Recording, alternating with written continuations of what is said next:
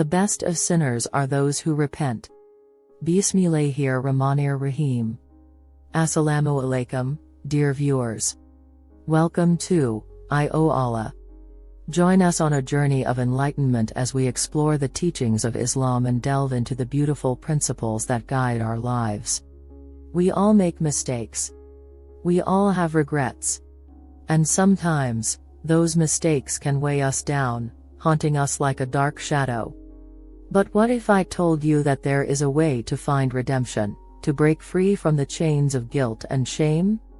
The best of sinners are those who repent. It takes courage to acknowledge our wrongdoings, to confront the pain we've caused. But in that moment of clarity, a door to transformation opens. When we choose to repent, we tap into the power of forgiveness. It's like a beacon of hope, guiding us towards a better version of ourselves. It's not just about saying sorry, it's about embracing change and making amends. Repentance is a journey. It's about reflecting on our actions, understanding the consequences, and seeking to make things right. It may be uncomfortable at times, but it's in that discomfort that growth happens.